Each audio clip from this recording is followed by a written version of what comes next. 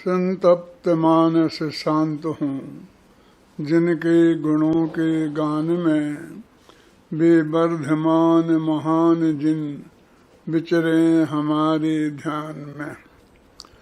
मोक्ष मार्ग प्रकाशक में अंत में जो छपी है पंडित टोडरमल जी की रहस्यपूर्ण चिट्ठी, उस पर चर्चा चल रही है। 2 व्याख्यान हो चुके हैं। उन 2 व्याख्यानों में तो पंडित टोडरमल जी का जो सद्व्यवहार था वो कैसा था, साधर्मियों के भाइयों के साथ उनका व्यवहार कैसा होता था, पत्र व्यवहार कैसा होता था, उनके अंदर में किस प्रकार के करुणा भाव थे और किस तरह का वात्सल्य भाव था, उसकी चर्चा अपन ने पिछले 2 दिनों में की। अब वो जो प्रश्न वहाँ से आए थे मुल्तान नगर से, अब उन प्रश्नों के उत्तर आरंभ होते हैं। पहला प्रश्न है, अब स्वानुभव दशा में प्रत्यक्ष परोक्षाधिक प्रश्नों के उत्तर स्वबुद्धि के अनुसार लिखते हैं। वो कहते हैं स्वानुभव में आत्मा प्रत्यक्ष होता है कि परोक्ष होता है। ऐसा एक प्रश्न है, और भी फिर अनेक प्रश्न हैं। ऐसे प्रश्नों के उत्तर देना मैं अपनी बुद्धि के अनुसार आरंभ करता हूँ। उसमें वो कहते हैं सबसे पहले स्वानुभव का स्वरूप जानने के निमित्त कुछ लिखते हैं। तो पहले तो स्वानुभव दशा में प्रत्यक्ष परोक्ष की बात है ना, तो स्वानुभव किसे कहते हैं पहले भी उसकी चर्चा करते हैं। कल या मैंने परसों कश कहा था कि स्वानुभव वास्तव में 2 तरह का होता है। एक तो वो जब आत्मा का ही ज्ञेय बनता है और अनुभव साक्षात होता है, जिसे हम शुद्धोपयोग स्वानुभूति कहते हैं। एक तो वो अनुभव, और दूसरा वो कि उसके हो जाने के बाद फिर जो अपने आत्मा में अपनापन स्थापित हो जाता है, श्रद्धा गुण में, ज्ञान गुण में भी यही मैं हूँ, ऐसा सम्यक ज्ञान उदित हो जाता है। और फिर अनंतानुबंधी कसाय के अभाव रूप जो परिणामों में निर्मलता प्रकट होती है, चारित्र में शुद्धि प्रकट होती है, इन तीनों का मिला हुआ जो रूप है, जिसे हम सम्यक दर्शन ज्ञान चारित्र भी कहते हैं, वो उसका भी एक नाम स्वानुभव है, क्योंकि वो सदा कायम रहता है। जब से एक बार आत्मा का अनुभव होकर सम्यक दर्शन की प्राप्ति हुई, तो उसके साथ में नियम से सम्यक ज्ञान की प्राप्ति और नियम से ही अनंतानुबंधी के कसाय के अभाव रूप अकसाय भाव माने चारित्र की भी प्राप्ति हो जाती है। ऐसा जीव, उसे हम अनुभवी जीव कहते हैं। और ऐसे अनुभवी जीव का जीवन कैसा होता है, जब उसकी चर्चा हम बताते हैं तो वो चर्चा में बहुत बातें आती हैं। वो स्वाध्याय कैसे करता है, वो और आहार विहार आदि कैसे करता है, धंधे पानी में उसकी क्या पोजीशन होती है, ये सब बातें भी आती हैं। तो उसको भी हम यही तो कहते हैं स्वानुभवी जीव की अंतर्बाह्य दशा। वो स्वानुभवी है ना, उसका स्वानुभव कायम है, तो उसको भी अनुभव कहते हैं। देखो, अभी जल्दी आकुलता नहीं करना। मुमुक्षुओं में बहुत आकुलता मैं देखता हूँ कि जैसे पहले ही वाक्य से उन्हें एकदम अनुभव करने की विधि बता दी जाए, ऐसा बता दिया जाए कि जे भी अपने आत्मा का अनुभव कर लें। पंडित जी ने प्रतिज्ञा करी है ना कि स्वानुभव दशा में प्रत्यक्ष परोक्षादिक प्रश्नों के उत्तर में दूंगा, और उसके पहले मैं स्वानुभव दशा का वर्णन करता हूँ। अब स्वानुभव दशा का वर्णन की बात कर रहे हैं, और अभी 1-2 पेज निकल जाएंगे, उसमें स्वानुभव शब्द भी नहीं आएगा। तो आप घबराना नहीं कि स्वानुभव की तो बात करी नहीं, स्वानुभव की बात तो करी नहीं। वो जो बात कर रहे हैं वो उसी की भूमिका है, उसी को समझाने का प्रयास कर रहे हैं। तो धैर्य से सुनना। हम इस तत्व की गहरी बात को धैर्य पूर्वक सुन भी नहीं सकते हैं, तो समझने की बात तो बहुत दूर। देखो,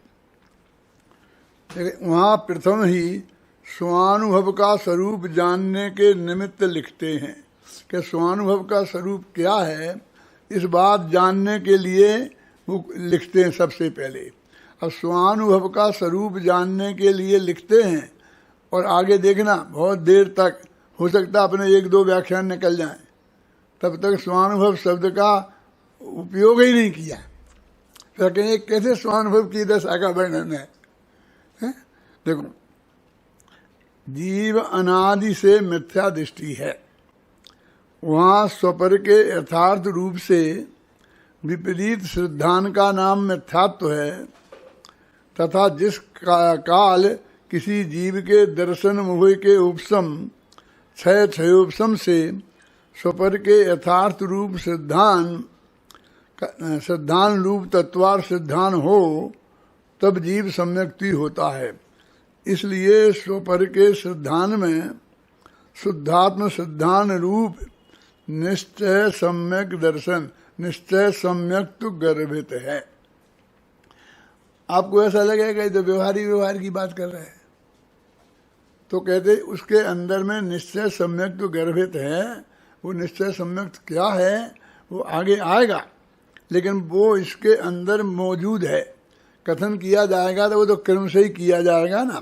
तो वो कहते हैं कि अनादि से बात करते हैं। जब भी कोई बात करते हैं तो वे अनादि से बात करते हैं कि अनादि से जीव ये नित्य निगोद में था, वहाँ मिथ्या दृष्टि था, वहाँ से निकलते निकलते सैनी पंचेंद्री के परिणामों में आया, पर्याय में आया, और यहाँ पर स्थिति में आज है। और हमें जो आज बात समझनी है, हम जिस स्थिति में हैं उस स्थिति वाले को समझनी है, और जो समझाने वाला जिस स्थिति में है उसे उस स्थिति में समझाना है। दोनों लगभग एक से ही हैं, सैनी पंचेंद्री मनुष्य पर्याय में हैं, वही समझने वाले भी और समझाने वाले। अंतर हो सकता है तो मात्र इतना ही हो सकता है कि वो सम्यक दृष्टि आत्मानुभवी है समझाने वाला। टोडरमल जी खुद ही अवरत सम्यक दृष्टि थे, ऐसा मैंने उसमें सिद्ध किया है अपने पंडित टोडरमल व्यक्तित्व कर्तृत्व में। मुझे बहुत लिखित रूप से प्रमाण मिला है, जिसमें ये लिखा है कि अवरत सम्यक दृष्टि पंडित टोडरमल जी 47 वर्ष की उम्र में परलोक गमन की। तो जब वो मोक्ष, जब उनका स्वर्गवास हो गया, तब क्या ये लिखा हुआ है। और उस वक्त तक वो जो लिखने वाला, जो उनका बहुत महान सहयोगी, बहुत वैसे आदमी हैं, वो उन्हें अनुभव है, मैंने चौथे गुणस्थानवर्ती अवरत सम्यक दृष्टि ही मानते थे। तो समझाने वाले समझ लो एक अवरत सम्यक दृष्टि पर धर्मात्मा है। और अपने पूज्य गुरुदेव श्री भी लगभग उसी पोजीशन में थे जो टोडरमल जी साहब थे, समझे ना। वे खुद ही कहते थे कि भाई मेरे कोई व्रत वगैरह नहीं है, मैं तो अवरत सम्यक दृष्टि हूँ। पूज्य गुरुदेव श्री, मैंने उनसे इंटरव्यू लिया था, उसमें उन्होंने स्पष्ट रूप शब्दों में ये कहा है, और भी कई जगह बात आती है। तो समझाने वाले वो हैं, और समझने वालों में सम्यक दृष्टि भी हो सकते हैं। ये बहुत महान थे, विद्वान थे, गहरे विद्वान थे, इसलिए उनसे वो समझते हैं।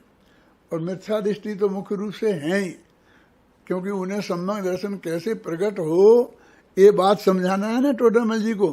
तो सम्यक दृष्टियों को तो वास्तव में समझाने की जरूरत ही नहीं है, लेकिन वो सम्यक दृष्टि कोई आत्मा की इतनी रुचि है कि कोई उसका प्रतिपादन करता है तो वो अत्यंत विनय पूर्वक और अत्यंत रुचि पूर्वक सुनता है।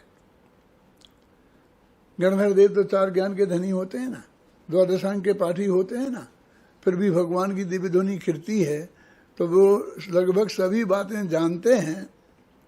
जो केवल ज्ञान में और श्रुत ज्ञान में अंतर है वो तो है, लेकिन वो जानते हैं ना द्वादशांग माध्यम से। फिर भी कितनी रुचि पूर्वक वही बातें रोजाना भी निकलती होंगी, क्योंकि यदि आज आत्मा के अनुभव की बात निकल गई तो कल नहीं आएगी, तो कल नए जो श्रोता आएंगे उनका क्या होगा। यानी वही बात निरंतर प्रति हमें समय भी आती होगी, लेकिन उनको उसमें रंच मात्र भी अरुचि नहीं होती है। जैसे आप रोजाना रोटी दाल खाते हो तो आपको रोटी दाल से कभी अरुचि नहीं होती है। बढ़िया से बढ़िया मिष्टान्न खाओ तो 2 दिन में तीसरे दिन कहा कि यार बदल के खाना चाहिए, ये तो कल ही बना था, ये परसों बना था, बोलते हो ना। ये दाल तो कल बनी थी, आज दूसरी दफा होनी चाहिए, सब्जी जो होना चाहिए। रोटी में कोई नहीं कहता है कि ये तो कल बनी थी।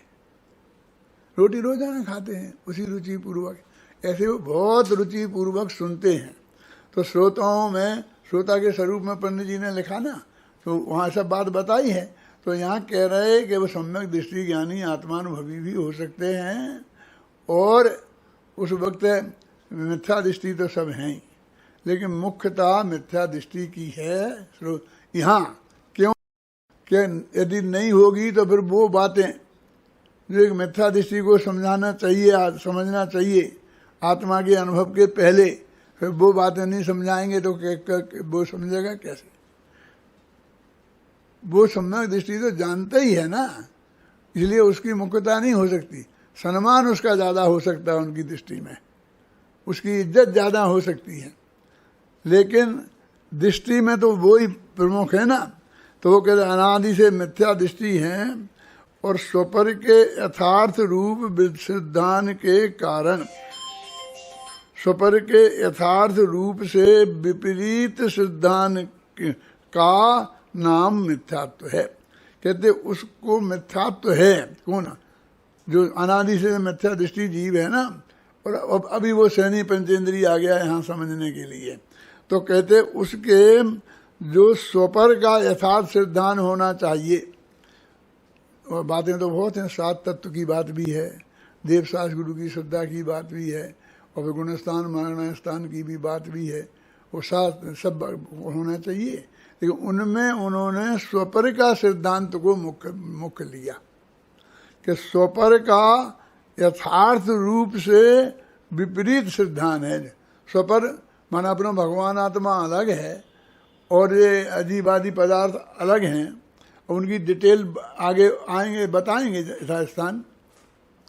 उनका ये 2 अलग अलग हैं, और इन सब पर पदार्थों से मैं भिन्न हूँ, मेरे विकारी भावों से भी मैं भिन्न हूँ, मैं एक क्षणवर्ती पर्यायों से भी मैं भिन्न हूँ, गुण भेद प्रदेश भेदों के विकल्पों से भी मैं भिन्न हूँ।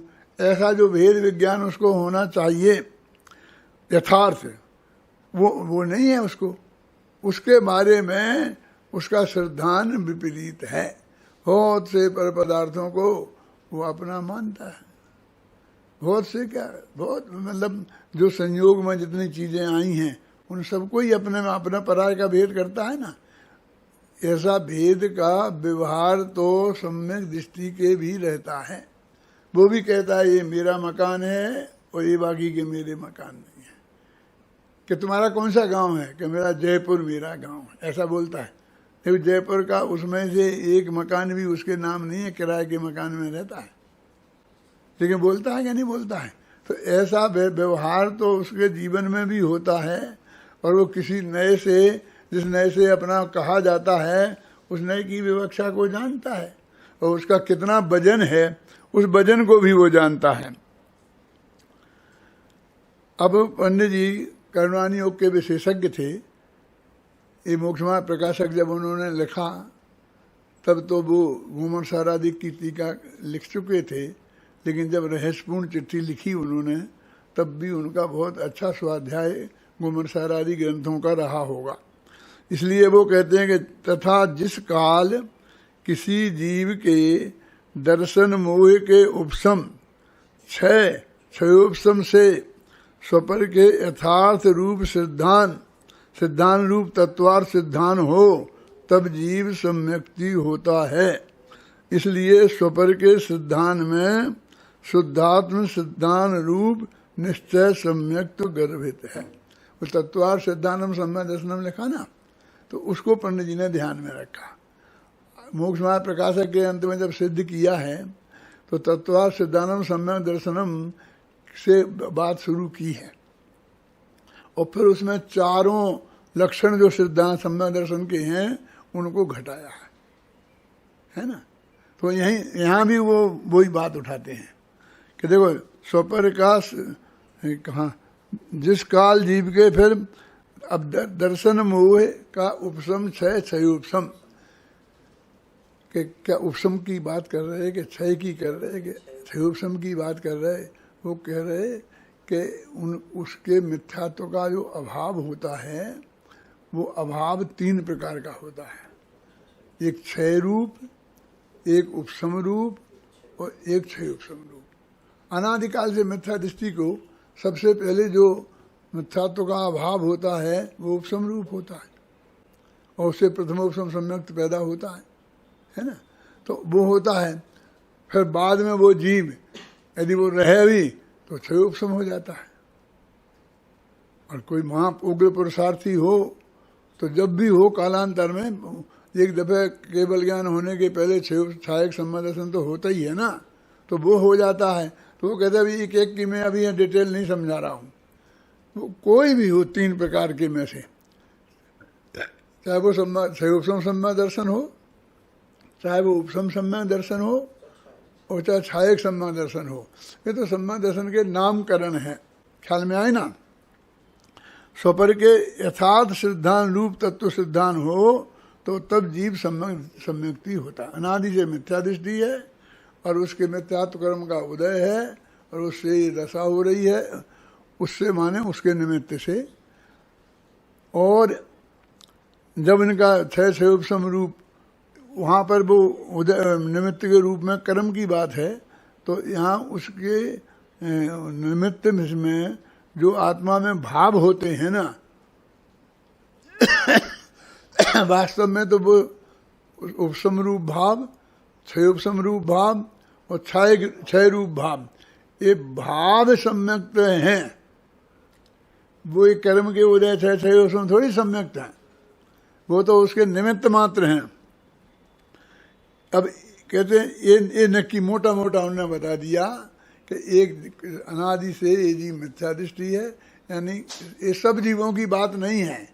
वो कहते तेरी बात है। और जो ऐसा दिखता है कि ये मिथ्या दृष्टि जीव की बात है, कभी सम्यक दृष्टि की आ जाता, अपन बोलते ना कि सम्यक दृष्टि की बात चल रही है, मिथ्या दृष्टि की बात चल रही है। अरे वो तू ही सम्यक दृष्टि हो, तू ही मिथ्या दृष्टि है। जब तू मिथ्यात्व अवस्था में था तो तू ही मिथ्या दृष्टि था, जब तू सम्यक अवस्था में आ गया तो ही सम्यक दृष्टि है। माने एक ही जीव को वो कहते हैं जब जीव सम्यक हो तब तुमने इतनी बात तो कही कि वो सम्यक्ति होता है, लेकिन हमने तो सुना है कि सम्यक दर्शन तो निश्चय सम्यक दर्शन होता है तब होता है, और तुमने बात उसकी तो कही नहीं। तो पंडित जी कहते घबराओ नहीं, उसके अंदर निश्चय सम्यक दर्शन गर्भित है। कैसे गर्भित है तो हम बताएंगे, ख्याल में ना। हम उत्पत्ति का स्वरूप भी बताएंगे कैसे उत्पन्न होता है, और उसमें निश्चय सम्यक दर्शन जो है वो कैसे होता है, वो विकल्पातीत। लेकिन तुम ये मान के चलो जब से हम उसको सम्यक दृष्टि कह रहे हैं तो वो निश्चय सम्यक दृष्टि है। निश्चय सम्यक दृष्टि नहीं है और व्यवहार सम्यक दृष्टि है, ऐसा नहीं है। वास्तव में बात तो ऐसी है कि सम्यक दृष्टि तो 2 प्रकार की होते ही नहीं कि निश्चय व्यवहार। एक ही जीव को जो अंदर में उसका जो निश्चय है, आत्मा है, आत्मा में अपनापन है, आत्मा को निज रूप जानता है, और अनंतानुबंधी के अभाव से जो निर्मलता प्रकट हुई है उसका नाम निश्चय सम्यक्तमत्र है, असलियत में कहते हैं। तो वो, और लेकिन बाहर में उसकी परिणति कैसी होती है अपन सम्यक दृष्टि जीव की, तो उसका वर्णन भी शास्त्रों में है ना। अब पंडित जी हैं खुद ही समझा रहे, अब के साथ सम्यक दृष्टि है क्या नहीं है, क्या है। तो वो कहते हैं कि हम जब व्यवहार की बात भी कर रहे हैं तो उसमें निश्चय सम्यक्त गर्भित है। आखिर वाणी में चर्चा तो एक की ही होगी, और वास्तव में तो वाणी में व्यवहार ही रूप चर्चा होती है। क्यों कि वो भेद ही रूप कथन करेगा, कुछ न कुछ भाषा बोलेगा। कलश टीका में तो ऐसा लिखा कि वचन मात्र व्यवहार है। वो निश्चय सम्यक तो अंदर में है ना, हमारी श्रद्धा रूप है ना, हमारे ज्ञान रूप है ना। चारित्र की जो अनंतानुबंधी के अभाव में निर्मल परिणति हुई है, उस रूप तीनों में सम्यक्त होता है। सम्यक्त माने अकेले सम्यक दर्शन नहीं। पंडित टोडरमल जी ने मोक्ष मार्ग प्रकाश में सम्यक दर्शन, सम्यक ज्ञान और सम्यक चारित्र तीनों को अलग अलग से भी और कंबाइंड रूप से भी सम्यक्त कहा है। और मिथ्यात्व का भी अकेला श्रद्धा गुण की विपरीत पर्याय का नाम नहीं है, बल्कि उसमें ज्ञान गुण की भी विपरीत पर्याय और चारित्र गुण की भी विपरीत पर्याय शामिल है। वो तीनों एक साथ ही खत्म होता है, वो ऐसा मिथ्यात्व, और एक साथ ही प्रकट होती हैं। तो तीनों सब जो त्वा प्रत्यय लगता है ना व्याकरण में, तो वो भाववाची होता है। तो सम्यक्त माने सम्यकपना, तो किसका? कि श्रद्धा में सम्यकपना हो तो वो सम्यक दर्शन, ज्ञान में सम्यकपना हो तो वो सम्यक ज्ञान, और चारित्र में सम्यकपना हो वो सम्यक चारित्र। तो ये त्व प्रत्यय भाववाची है ना, इसलिए उसे हम सम्यक भाव भी कह सकते हैं। मिथ्या भाव, टोडरमल जी ने इसके अर्थ में मिथ्यात्व सम्यक शब्द का प्रयोग कम करके बल्कि मिथ्या भाव और सम्यक भाव शब्दों का प्रयोग किया है। इस भवतर का मूल एक जानहु मिथ्या भाव। मिथ्या भाव नीचे लिखा है, मिथ्या भाव माने मिथ्या दर्शन, मिथ्या ज्ञान, मिथ्या चारित्र। अब इनका निरूपण करते हैं। इस संसार का कारण मिथ्या भाव है। मिथ्यात्व है माने मिथ्यात्व हम कहते, टोडरमल जी कहते हैं तो तुम अकेला मिथ्या दर्शन मानते, इसलिए उन्होंने मिथ्या भाव शब्द का प्रयोग किया। क्या कि तीनों के जो मिथ्यात्वपना है वो सब इसके अंदर में गर्भित है ना। ऐसे हर मंगलाचरण में आप देखोगे तो टोडरमल जी की में ये बात मिलेगी, और उसके नीचे की पंक्ति लिखी होगी तो उसमें तीनों का वर्णन लिखा होगा। ख्याल में है ना। तो इसलिए कहते हैं तथा यदि स्वपर का सिद्धांत नहीं है और जिन मत में कहे देव गुरु धर्म उन्हीं को मानता है, देखो सप्त तत्वों को मानता है, अन्य मत में कहे देवादि तत्वादि को नहीं मानता है,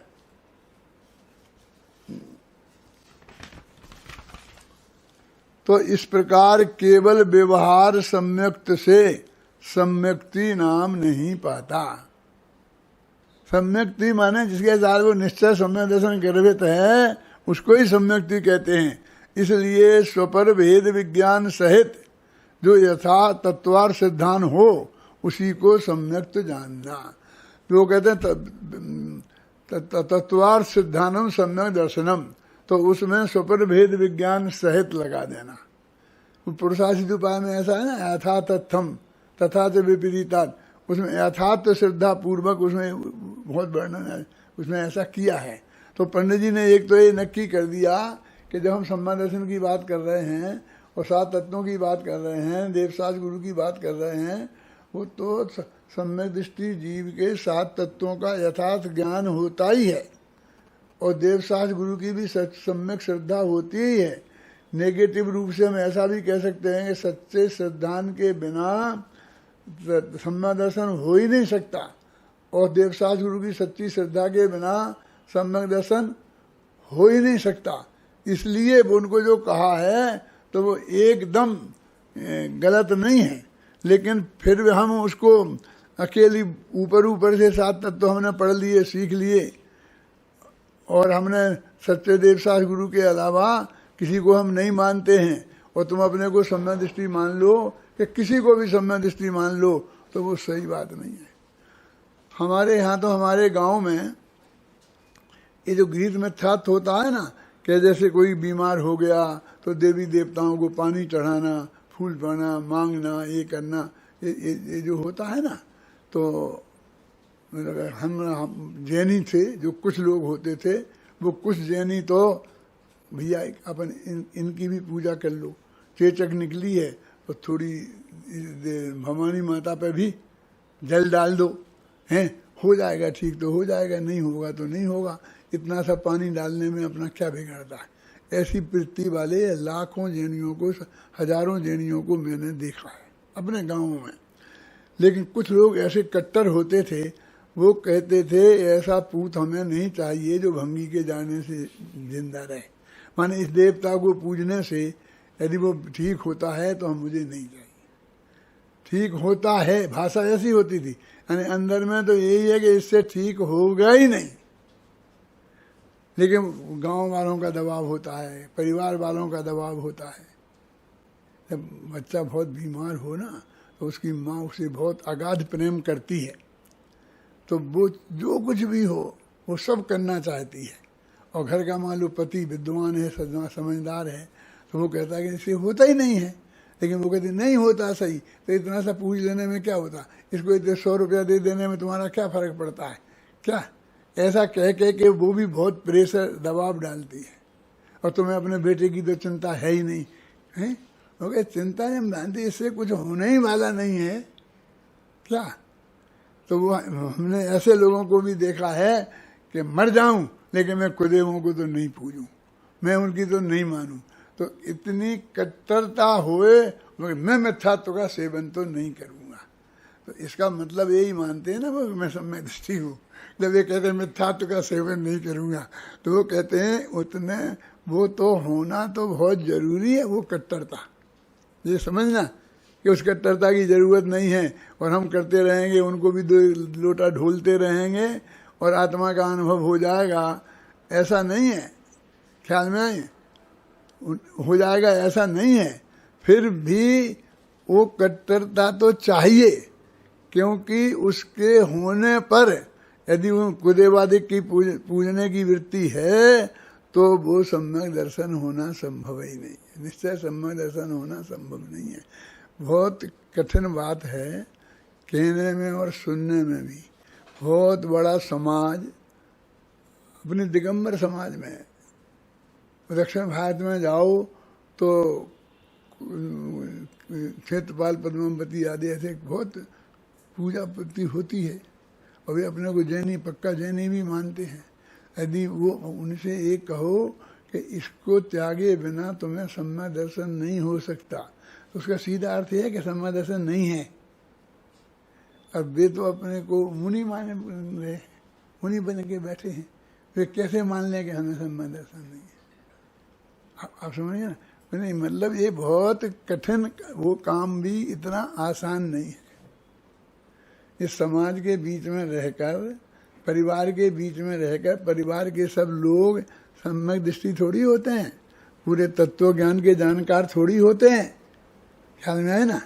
तो उनके भी ऐसे बहुत प्रेशर होते हैं कि हम तुम्हारी सब बात मानते हैं ना, कि क्या मानते हो तुम हमारी, मानते होते तो ऐसा क्यों बोलते, नहीं तुम कहते हो प्रवचन सुनने चलो तो हम चले जाते हैं, तुम ये कहते हो तो हम सब तुम्हारी बात मानते हैं ना पूरी तरह से, और तुम भी हमारी एक मान लो। क्या बहुत प्रेशर होता है। और इसलिए वो जो कट्टर लोग हैं ना, अपन उनको ये कहते, हम कह तो ये रहे कि उस इतनी कट्टरता से तुम सम्यक दृष्टि हो गए, इस धोखे में मत रहना। ये भी परम सत्य बात है। लेकिन तो फिर हम पूजने लग जाएं, तो कहते हैं पूजने लग जाओगे तो अभी तो चांस है, फिर वो चांस भी खत्म हो जाएगा। कैसा विचित्र स्वरूप है? छोड़ना बहुत अच्छा काम है, दृढ़ता से पालन करना बहुत अच्छा काम है, लेकिन उतने मात्र से सम्यक दर्शन नहीं हो जाएगा, उसके आगे भी कोई चीज है। पंडित जी कह रहे हैं, तथा ऐसा सम्यक्ति जीव होने पर जो ज्ञान पंचेंद्रिय और छठे मन के क्षयोपशम रूप मिथ्यात्व दशा में, क्षयोपशम रूप मिथ्यात्व दशा में कुमति कुश्रुति रूप हो रहा था, वही ज्ञान अब मति श्रुत रूप सम्यक ज्ञान हुआ। सम्यक्ति जितना कुछ जाने वह सब जानना सम्यक ज्ञान रूप है। वो ये कह रहे हैं कि सम्यक ज्ञान क्या हुआ, तो कहते कि वही ये पर से भिन्न अपना आत्मा में अपनापन हुआ, ये तो श्रद्धा सम्यक दर्शन हुआ। तो ये कि मैं वो नहीं हूँ, ये हूँ, ऐसा ज्ञान ये सम्यक ज्ञान है। तो फिर उसमें तो कुछ हुआ ही नहीं है, वो तो सम्यक दर्शन नहीं हुआ ना। इसलिए क्यों दोनों एक साथ ही पैदा होते हैं, सम्यक श्रद्धा ज्ञान होए पे भिन्न आराधो। तो वो कहते हैं कि उस वक्त उसका जो ज्ञान है, वो सारा ज्ञान सम्यक ज्ञान रूप परिणमित हो गया।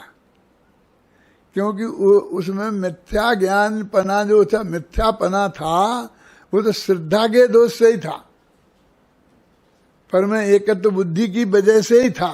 जब वो निकल गई तो वो ज्ञान, अब वो ज्ञान अज्ञान दो तरह का होता है, एक क्षयोपम अज्ञान और एक औदिक अज्ञान। ये बहुत अपने मुमुक्षु भी नहीं जानते इन दोनों अज्ञान में भेद है। क्षयोपम अज्ञान और क्षयोपम अज्ञान माने मिथ्या ज्ञान, और औदिक अज्ञान माने नहीं जानना रूप ज्ञान। अज्ञान के दो अर्थ, नहीं जानना और गलत जानना है। दो और दो कितने होते हैं? एक तो नहीं जाने वो, और 5 जाने, फिर दोनों में फर्क है ना, कि वो 5 जानता है वो गलत जानता है, और जो नहीं जानता है वो तो उसका अज्ञान है। नहीं जानना अज्ञान है, कौन सा? औधिक अज्ञान। और उल्टा सीधा जानना वो क्षयोपशमक अज्ञान कहते हैं उसे। तो उसका जब सम्यक दर्शन हो जाने से वो क्षयोपशम अज्ञान खत्म हो जाता है। औधिक अज्ञान तो खत्म नहीं हो गया। औधिक अज्ञान तो केवल ज्ञान जब तक नहीं होगा तब तक रहेगा, क्योंकि सब चीज़ों को नहीं जानेगा तो बहुत सी चीज़ें उसकी बिना जाने भी रहेंगी, तो उनके बारे में जो कुछ भी जानेगा वो सही नहीं जानेगा, बोलेगा वो गलत बोलेगा, वो सही नहीं बोलेगा। ख्याल में है ना। और लौकिक व्यवहार में तो सब बोल चलता तो है ही ना। तो इसलिए कहते हैं उसका वो सारा ज्ञान सम्यक दृष्टि का सम्यक ज्ञान रूप है, और उसका सारा ज्ञान मिथ्या ज्ञान रूप है तो वो आत्मा में पर पदार्थ में एकत्व बुद्धि के कारण है, भेद विज्ञान नहीं होने के कारण। कारण तो ये है, लेकिन वो पूरा का पूरा ज्ञान उसका ज्ञान है। तत्वा सूत्र में सूत्र है ना, पागल आदमी माँ को माँ भी कहे तो भी उसका ज्ञान सही नहीं है ना। उसका ज्ञान मिथ्या ही है, सारा ज्ञान मिथ्या ज्ञान है। तो ऐसे ही कहते पागल है ना वो, तो पागल है तो वो जब सही भी बोलता है, जब वो भी उसकी बात विश्वसनीय नहीं है, प्रमाण नहीं है, माने सम्यक ज्ञान नहीं है, उसकी सही बात भी सम्यक ज्ञान नहीं है। तो ऐसा स्थूल इतना मोटी बात कही है कि वो सम्यक दृष्टि लोग भ्रम हो जाए तो पत्नी को माँ समझने लग जाए, माँ को पत्नी समझने लग जाए। ऐसा व्यवहार भी बाहर से होता है ना, मत्तोपी उन्मत्तोपी, ऐसी दशा में भी सम्मदर्शन तो कायम रहता है ना, और वो बेहोश हो जाता है और बेहोशी में ऐसी बातें करने लगता है। ये तो अपन देखते हैं अस्पताल में कहीं भी कैसे के भी। तो इसलिए कहते हैं कि उसके सम्यक ज्ञान और मिथ्या ज्ञान का निर्णय तो उससे होता है। कैसे? सम्यक दर्शन से। यदि कदाचित घटपटादिक पदार्थों को, अब पंडित जी ये चर्चा करने लग गए, वो क्या कहा था उन्होंने कि अब उस स्वानुभव को समझते हैं, और स्वानुभव की बात ही नहीं करते हैं।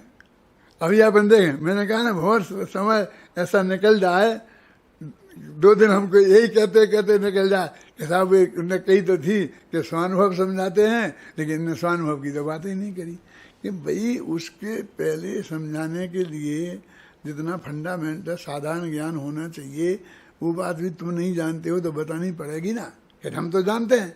अरे भाई अब बात अकेले जब शास्त्र लिखा जाता है तो अकेले सामने वाले एक व्यक्ति के लक्ष्य से नहीं लिखा जाता है।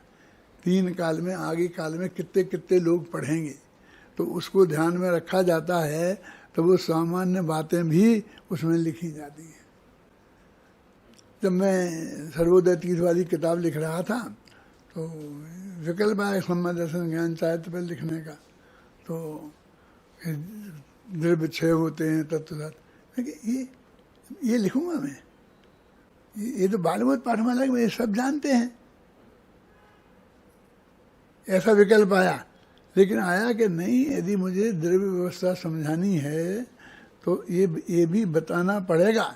पहले सामान्य तरीके से 6 द्रव्यों के नाम बताना पड़ेंगे, उनकी परिभाषा बतानी पड़ेगी। वो तो जानता हो वो भी ठीक, नहीं जानता हो तो भी ठीक, हमारे उस प्रतिपादन में तो वो सब आएगा,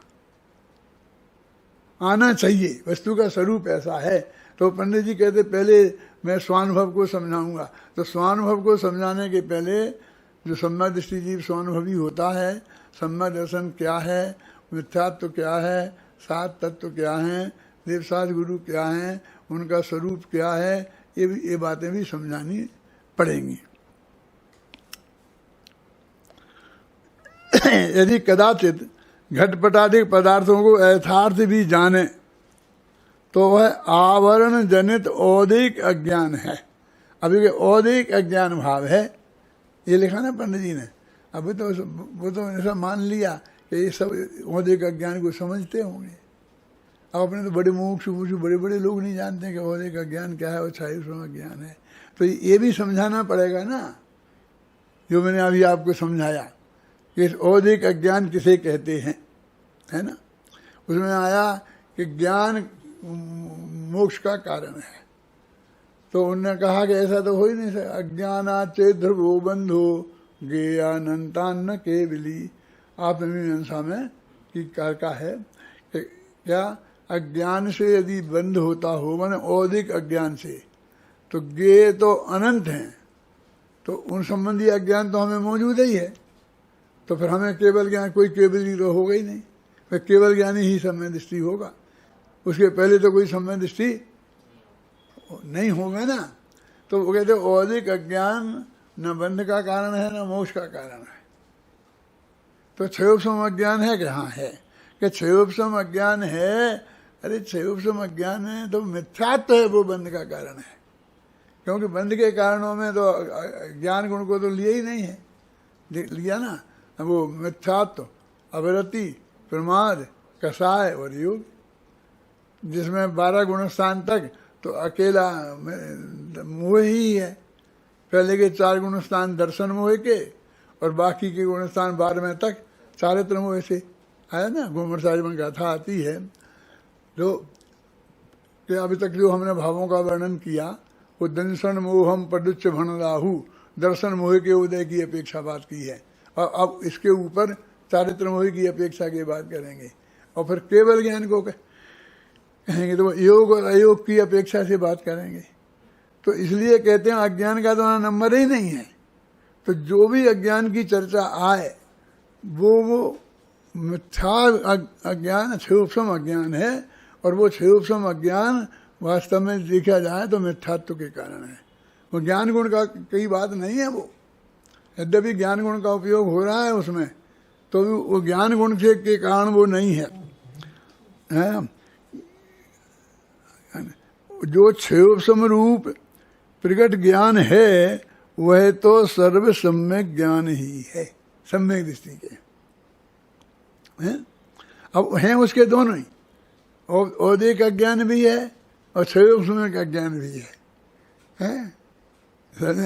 क्योंकि सम्यक दृष्टि के क्षयोपशम का ज्ञान नहीं है, औदिक का ज्ञान है। क्योंकि जानने में विपरीत रूप पदार्थों को नहीं साधता। क्योंकि वो जानने में विपरीत पदार्थों को नहीं साधता, माने वो श्रद्धा के लिए जो नुकसानदायक है वो नहीं, उसको ऐसा नहीं होता कि ये देह में हूं, ये भी अज्ञान है ना। लेकिन उसको ऐसा अज्ञान नहीं होगा। वो देह में एकत्व बुद्धि का अज्ञान नहीं होगा, देह में कर्तृत्व बुद्धि का अज्ञान नहीं होगा। कैसी विचित्र बात है। देखो अपनी सुबह से शाम तक की भाषा कैसी है, गुरुदेव की कैसी थी, और टोडरमल जी की कैसी है, किसी भी सम्यक ज्ञानी की कैसी है। और तो भरत चक्रवर्ती का उदाहरण आता, ये करो ये मत करो, इसका वो कितने करने रूप भाषा है, कितने भोगने रूप भाषा है, हैं? लेकिन अंदर में श्रद्धा वैसी है। तो ये लोगों की समझ में नहीं आती। उन्होंने कहता है कैसी बात करता है, ये ऐसा जीवन तो ऐसा दिखाई दे रहा है, और ऐसे ये कहता है कि नहीं मैं क्रोध का करता नहीं हूँ, और हम तो गुस्सा होते देखते हैं, जरा सी गड़बड़ हो जाए तो बहुत नाराज हो जाते हैं। और हम बड़े बड़े ज्ञानियों पर भी ऐसा आरोप लगाते हैं, ये गुरुदेव हैं क्या उनको ऐसा नहीं समझना, उनको भी गुस्सा बहुत तेज आता है। इधर कोई बीच में बोल दे प्रवचन के बीच में तो बहुत नाराज हो जाते थे, बहुत डांट देते थे, कहते कि नहीं कहते हैं। हाँ, जो भी सम्यक ज्ञानियों का जीवन है, बड़े बड़े जो प्रमाणिक सम्यक ज्ञानी हैं। कुंद कुंद का अष्टपहर की गाथाएं पढ़ो तो कितनी कड़काई से लिखा हुआ है, हैं? इतनी कड़काई से उन्होंने उसमें बात का निषेध किया है। तो इसलिए कहते हैं भाई कि जो सम्यक ज्ञान केवल ज्ञान का अंश है, जैसे छोटा सा मेघ पटल विलय होने पर कुछ प्रकाश प्रकट होता है, वह सर्व प्रकाश का अंश है। कहते वो जो ज्ञान प्रकट हुआ है वो तो ज्ञान गुण की पर्याय है ना। आखिर वो सूक्ष्म ज्ञान की बात कर रहे हैं ना, और सम्यक ज्ञान है ही। तो सम्यक ज्ञान की अपेक्षा और केवल ज्ञान में और उसमें एक जाति है। वो कहते हैं सम्यक ज्ञान नाम की जाति है, मिथ्या ज्ञान उसे निम्न नहीं कहते। जो दुनिया को लग रहा है पागलपन लगता है, 2 2 5 कह रहा है और उसका भी ज्ञान मिथ्या नहीं है, और ये बात मिथ्या नहीं है क्या है? और वो बेचारा 2 2 4 कह रहा है मिथ्या दृष्टि, तो उसका ज्ञान मिथ्या ज्ञान है। कि भाई तुम समझते ही नहीं हो कि ये ज्ञान सम्यक ज्ञान और मिथ्या ज्ञान का जो निर्णय है वो लौकिक सच्चाई और झूठाई से नहीं होता। वो आत्मा के प्रति, देह के प्रति जिसमें उसका सच्चा भेद विज्ञान है, उसके आधार पर ही होता है। क्यों? जैसे कहते हैं कि सूरज है, उगता है ना, अभी बादल हो जाए बहुत ज़्यादा, तो भी जो हमें दिनों रात का भेद दिखाई देता है ना, हमें एक किताब हम पढ़ सकते हैं ना उसमें, तो वो सूरज का ही प्रकाश है। कहते वो सूरज तो दिख नहीं रहा, नहीं दिखे। अभी आप तलघर में चले जाओ और घोर अंधेरा हो, वहाँ पढ़ने के लिए आपको लाइट जलानी पड़े, यानी इतना भी उजेला नहीं हो, तो भी आपको पता चलता है कि नहीं कि अभी 2 दिन है। ये दिन है का पता लगता है कि नहीं लगता है? इसका मतलब कुछ ना कुछ सूरज का प्रकाश वहां पहुंचा है। तो वो सूरज के ही प्रकाश का ही अंश है ना।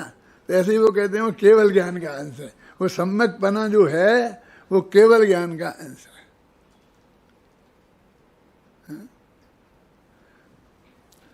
जो ज्ञान मति श्रुत रूप होकर प्रवर्तता, वह ज्ञान बढ़ते बढ़ते केवल ज्ञान रूप होता है।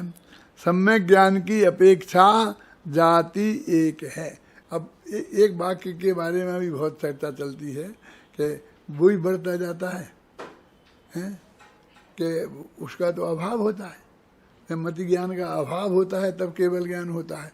और एक एक बढ़ता बढ़ता क्या, जो ये हमारी पर्याय थी ना अभी की, और अगले समय की मति ज्ञान की पर्याय हुई, तो वो इसका अभाव करती हुई प्रकट हुई है कि इसी में बढ़ गया है, मतलब इसका अभाव करती हुई प्रकट हुई है। दो ये बात समझ में आ रही कि नहीं आ रही? कि हम ऐसा भी कहते हैं कि देखो वही बढ़ गई, वही बढ़ रही, वही बढ़ रही, वही बढ़ रही, वही बढ़ते बढ़ते मन पर ज्ञान हो गया, फलाना हो गया, फिर केवल ज्ञान हो गया। तो एक ज्ञान सम्यक ज्ञान की जाति की अपेक्षा से उसको उसी को बढ़ना बोलते हैं। और उसी को ये भी कहते हैं कि वो तो उसका अभाव करती हुई प्रकट होती है। पूर्व पर्याय का अभाव करती हुई उत्तर पर्याय प्रकट होती है, और उनमें अत्यंता भाव नहीं है, लेकिन पराग भाव तो है, प्रध्वंसा भाव तो है। तथा इस सम्यक्ति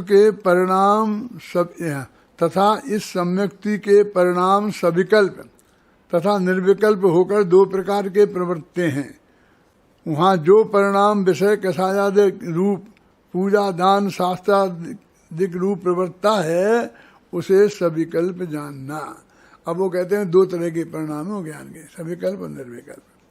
अब उनमें ये जो विषय कषायादिक और पूजा और दान आदिक और शास्त्र का अभ्यास, तीन भेद डाले, 3 तरह की किया, 3 तरह की चीजें पढ़ी कि चाहे वो विषय कषाय के सेवन रूप परिणाम हो, और चाहे वो पूजा यानी शुभ, ये अशुभ भाव और ये शुभ भाव, और शास्त्र का अध्ययन भी शुभ ही भाव है, लेकिन फिर भी वो ज्ञान का साधक होने से उनने उनको अलग दिया।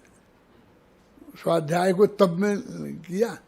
अभी तत्वासूत्र को पढ़ो तो कभी कभी बहुत माथा गड़बड़ होता है कि वहाँ पर ध्यान का उसका प्रकरण चल रहा है और ध्यान में फिर भी सब स्वाध्याय की बातें बता रहे हैं। उस स्वाध्याय को तब भी कह रहे हैं और उसमें पढ़ना पढ़ाना लिखना लिखाना, तो फिर ये तप है ना, तो अपन तप कर रहे हैं ना है?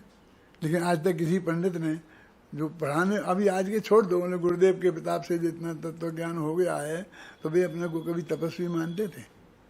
जब वे पढ़ाते थे जैन शास्त्रों को भी, और जैन शास्त्रों की जिनने टीका भी लिखी है, मैं किसी विद्वानों के नाम नहीं लेता हूँ, तो उसके कारण वे अपने को सम्यदृष्टि मानते थे क्या हैं? लेकिन वो पंडित जी कहते हैं सम्यक पना हो गया ना, और वो श्रद्धा गुण में आया है अंतर, और उसकी वजह से ज्ञान में सम्यक पना कहा जाता है और चारित्र में कहा जाता है, और उसको वहाँ केवल ज्ञान का अंश कहते हैं।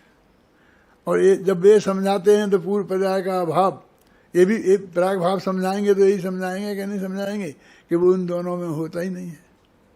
देखो एक वाक्य आ गया फिर उसमें समय सार की संवर अधिकार की टीका में, मूल में तो नहीं है कि उनका उसमें प्रदेश भेद, इतना आ गया ना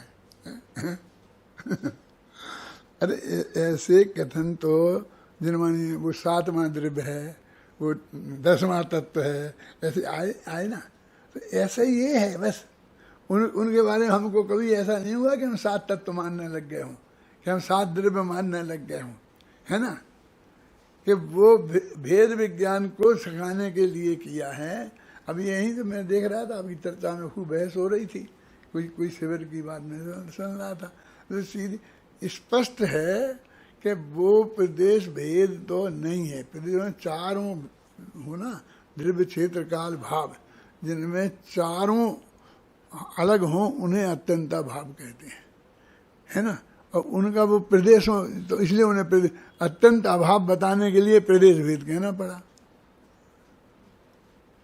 मैंने एक वाक्य बोला था उसके बीच में ही कि अत्यंताभाव नहीं है, अत्यंत अभाव है ध्यान है? अत्यंत अभाव एक सामान्य कथन है, और अत्यंत अभाव वो शाब्दिक है, तो अत्यंत अभाव को अत्यंत अभाव कह दिया है, समझे ना। तो अब वो वास्तविक निश्चय से क्या है, तो वो उसमें लगा निश्चय से अत्यंत प्रदेश भेद है, तो निश्चय भी तो 4 तरह का है ना अशुद्ध निश्चय, एक देश शुद्ध निश्चय है, तो वो अत्यंत, वो वास्तव में हमको तो इतना कन्फ्यूजन खड़ा नहीं करना चाहिए। हमको कहना चाहिए कि वास्तव में तो वो प्रदेश भेद उसमें नहीं है, लेकिन राग से हमारा एकत्व बुद्धि जैसे टूटे, इसके लिए उन्होंने उस शब्द का प्रयोग किया। इससे ज़्यादा कोई प्रयोजन उसमें नहीं है। जब तत्व की व्यवस्था की बात आएगी तब जो उसकी पर्याय है, तो पर्याय में और द्रव्य में अत्यंताभाव होता ही नहीं है, या तो पराग भाव होगा या प्रध्वंसा भाव होगा, और अन्योन्य भाव तो पुद्गल पे घटित होता है। जीव पे क्यों नहीं घटित होता? अरे पुद्गल की 2 द्रव्य की पर्यायें मिलती हैं, स्कंद बनता है ना, लेकिन 2 जीव द्रव्य मिले तो उनकी पर्याय मिलती ही नहीं। मेरी वो तुम्हारी पर्याय मिल सकती है, कभी कोई उसका बनता है स्कंद, इसलिए वो अकेला पुद्गल पे घटित होती है, जीव पे घटित नहीं होती है, मतलब और द्रव्यों पे घटित नहीं होती है, और द्रव्यों से तो मतलब ही नहीं है, जीव ही पे रहता है, तो वे भी नहीं मिलते। 2 वो है ना काल द्रव्य, तो 2 भी वे नहीं मिलते हैं। धर्म द्रव्य तो एक ही है, अधर्म एक ही है, आकाश एक ही है, तो इसलिए अकेले पुद्गल पे घटित होती है। वो इसलिए है क्योंकि उनमें स्कंद जब मिलते हैं तो 2 में 1 हो जाते हैं, ऐसा। लेकिन जीवों में तो ऐसा होता ही नहीं है। कितना ही राग परिणाम, कितना ही हम वो अपनापन कर ले, फिर भी एक दूसरे का पाप तो दूसरे को लगता नहीं है। तो निश्चित रूप से वो बात ऐसी नहीं है। कहाँ चल रहा है अपन? तथा सम्यक्ति के परिणाम सविकल्प और निर्विकल्प रूप होकर दो प्रकार के प्रवर्ते हैं। वहाँ जो परिणाम विषय कषायादिक रूप, पूजा दान और शास्त्राभ्यास रूप प्रवर्तता है उन्हें सविकल्प जानना। अब ये तो शास्त्राभ्यास रूप तक ही लिया है, अब अनुभव में वही ज्ञान निर्विकल्प हो जाता है। अनुभव में निर्विकल्प हो जाता है माने क्या, कोई विकल्प नहीं रहता है। तो देखो विकल्प शब्द के भी दो अर्थ होते हैं, एक रागात्मक विकल्प, और राग में मिथ्यात्व भी शामिल होता है, और एक ज्ञानात्मक विकल्प। तो ज्ञान का स्वभाव ही विकल्पात्मक है, साकारम ज्ञानम निराकारम दर्शनम। तो वो स्वभाव कहाँ जाएगा। तो हम जब वो लोग उसी को भी समझने लगते हैं, उसको भी समझने लगते हैं कि इस विकल्प का भी अभाव हो जाएगा। अरे केवल ज्ञान निर्विकल्प है कि नहीं है? केवल ज्ञान निर्विकल्प है, और उस केवल ज्ञान में जीव और पुद्गल भिन्न भिन्न ज्ञान में आते कि नहीं आते। तो इनके भेद को जाना उसने, तो वो ज्ञान भेद विकल्पात्मक हो जाएगा क्या? नहीं होगा ना। तो मेरे मतलब अनुभव में भी वो तो सभी प्रकार के विकल्पों का, ज्ञान का जो स्वभाव विकल्पात्मक है उसका भी निषेध कर देते हैं। उसका निषेध नहीं है, वो भिन्न भिन्न तो जानेगा ही। देह में भिन्न हूँ और देह में भिन्न हूँ, ऐसा विकल्प खत्म हो जाएगा, लेकिन ऐसा ज्ञान थोड़ी खत्म हो जाएगा। अब विकल्प खत्म हो जाएगा और ज्ञान खत्म हो जाएगा, नहीं होगा का मतलब क्या? विकल्प उठता है तो राग होता है, फिर वो आत्मा की स्थिरता नहीं रह पाती है। और विकल्प नहीं उठे तो ज्ञान तो रहता ही है। जो ज्ञान हो गया, क्षयोपशम ज्ञान हो गया, वो ज्ञान तो उसमें रहेगा ना, ज्ञान कहाँ जाएगा। अभी ये समझाना बहुत कठिन है लोगों को कि ज्ञान रहता है और विकल्प का निषेध हो जाता है, क्योंकि ज्ञान का स्वरूप विकल्पात्मक है, ये उसकी समझ में नहीं आता। वो रागात्मक विकल्प का निषेध है, और राग को ही वो बहुत स्थूल समझता है। एक ज्ञान है, ये दर्शन है, ये भी राग है। वो कहते इसमें क्या राग हो गया, इसमें क्या राग हो गया है? वो विकल्पात्मक जो स्वरूप है रागी का, वो रागात्मक है, और जो ज्ञान का विकल्पात्मक स्वरूप है वो अलग है। यहाँ प्रश्न है कि शुभाशुभ रूप परिणमित होते हुए सम्यक्त का अस्तित्व कैसे पाया जाए। वो कहते हैं शुभाशुभ भाव रूप परिणमित होता है। अब तो चक्रवर्ती का लेते तो अशुभ भाव रूप, और चक्रवर्ती का क्यों, तीर्थंकर का लो ना। आदिनाथ भगवान तीर्थंकर थे, और वो भी 83 लाख पूर्व में उनने दीक्षा ली थी। 83 लाख पूर्व में ली थी ना। तो 83 लाख पूर्व तक उनके परिणमन में और भरत चक्रवर्ती के परिणमन में क्या फर्क था? वो चक्रवर्ती होने से क्या अलग से पाप हो गया? वो खाना पीना उठना बैठना भोगना, अरे 2 शादी करना और 2 लाख करना, इनमें क्या फर्क है? है क्या नहीं? मतलब यहाँ कहाँ फर्क है? तो इसलिए कहते हैं, अपन कहते हैं ना कि भाई ये बड़े लोग पुरुषार्थी लोग होते हैं ना, ये इनके अनुभव होते हैं, सीधे महामृत होते हैं। अब पार्श्वनाथ की पूजा में एक जगह ऐसा लिख दिया कि भाई जब अष्टम वर्ष कुमार हरे अनुवृत्त महासुखकार, कोई शास्त्र का आधार नहीं। वृंदावन कवि ने लिख दिया, वो 20पंथी कवि था। अब मैं उसके संबंध में कोई शंका नहीं करना चाहता हूँ, और बस वो हमारे माथे पर चढ़ के बोलने लग गया कि अनुवृत्त। अरे भाई वो कैसे लेगा अनुवृत्त? वो क्या करेगा? 96,000 पत्नियां हैं, तो 96,000 में कितनी रखेगा? हैं? अरे मैं कह 2 पत्नियां हों तो भी वो ये नहीं कह सकता एक को छोड़ दियो एक रखी। छोड़ेगा तो 2 ही को, और या नहीं छूटेगा। क्यों? आप समझ में आई ना आपकी में? तो इसलिए कहते हैं कि वो जो भी ऐसा होगा ना, वो उसके अनुवृत्त बनते ही नहीं ना, व्यवहार से नहीं बनते हैं, और निश्चय से वो उग्र पुरुषार्थी होता है। यदि उसको तीव्र आएगा तो वो सब राग तोड़ के पूर्ण वितरागी हो जाएगा। ये तो किस्तों में चुकाना कौन? गरीब आदमी होता है ना, वो किस्तों में चुकाता है। ये करोड़पतियों से कहते हैं कि आप वितरा विज्ञान के ग्राहक बन जाओ और 500 रुपया दे दो, 5 साल में दे देना। वो 100 क्या हैं? आप 5 लाख रुपया दे दो और 1-1 लाख रुपया दे देना। वो कहता है मुझे तो ये कहाँ डालूं इसकी चिंता है। तुम 5 लाख की जगह 10 लाख ले जाओ और मेरे जमा रखना, मेरे नाम में नहीं लेना। किस्त, वो किस्त क्यों बांधे हैं? किस्त तो वो बांधता है कि जिसको जरूरत तो बहुत है और वास्तव में पैसा अभी नहीं है, तो वो कहता है कि मैं धीरे धीरे चुका दूंगा, लेकिन मुझे तो भीतरा विज्ञान चाहिए, तो मेरे पास आप भेजना शुरू कर देना। तो ऐसे उनके नहीं होता है, आप समझे ना। तो वो तो वस्तु का स्वरूप है, उसमें कोई पक्षपात नहीं है, ख्याल में है ना। वस्तु का स्वरूप है। वो आता कि साहब उनको वो सूतक नहीं लगता। क्यों नहीं लगता साहब उनको सूतक? हमें क्यों लगता है? अरे भाई 96,000 पत्नियाँ, इतने बेटे हैं, रोजाना 1-2 बच्चे पैदा होना, 2 मरना, 2-4 लोग मरना होता ही रहता होगा ना।